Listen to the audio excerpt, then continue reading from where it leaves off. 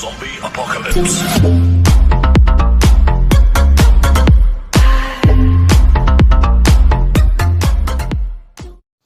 Hello යාළුවනේ ඔයාලා සාදරයෙන් පිළිගන්නවා මගේ YouTube channel එකට.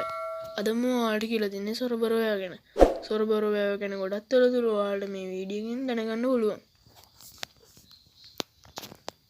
සොරබරෝයා යනු ශ්‍රී ලංකාවේ බදුල්ල දිස්ත්‍රික්කයේ මහියංගනයේ පිහිටි පුරාණ ජලාශයක් වෙනවා. එය දුටුගැමුණු රාජ්‍ය සමයේ බුලතානම් රෝදයෙකු විසින් ඉදිකර වූ බව පැවසෙනවා. මෙම වැව දියවන්නාය හරස්කොට මීටර් 485ක දිගින් යුතු බැම්මක් ඉදිකිරීම මගින් වැව නිර්මාණය කර තියෙනවා. වැවෙහි ඇතුල්පසින් සොරව දොරටු වෙත පීඩනය ඇති කිරීම ආමනය කරන සහ බැම්ම ඛාදනයෙන් වළක්වාලීමට දායක වන බිසෝකොටුව නම් ව්‍යුහය මෙම සොරවර වැවෙහි දැක ගැනීමට නොහැකි වන අතර ඒ වෙනුවට උපක්‍රමශීලී ලෙස වැවෙහි සොරවුව ඉවුරෙන් ඈතට වන්නට සහ වැව වටා පිහිටි ගල ආශ්‍රිතයෙන් නිර්මාණය කර තියෙනවා.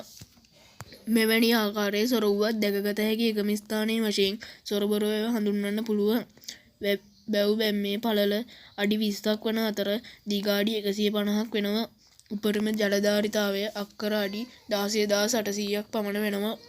අක්කර 3000ක බිමක් වගා කිරීමට ජලය සපයන්න පුළුවන්.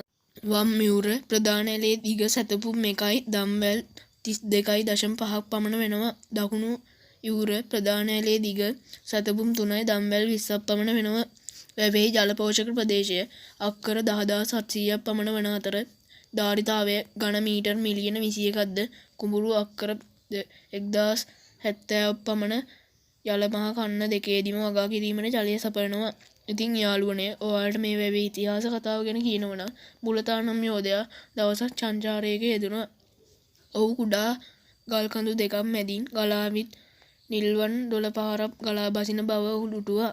ඔහු මෙසේ කල්පනා කරා මේ 12 පහර එකතු වෙන්න වේල්ලක් බැන්දොත් ඒ ඉදිවන සරුසාර වැවෙන් ගව් ගණනක් තෙන් වෙල්යාලවල් වලට ජලය ලබා දිය හැකියි යැයි ඔහු සිතුවා.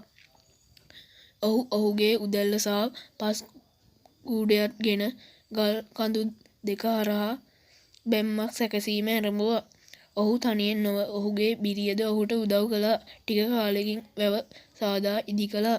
පසුව ඔහු දිනා දුටුගැමුණු රජු කැඳවා පැමිණ ඔහුගේ වැව පෙන්නුවා.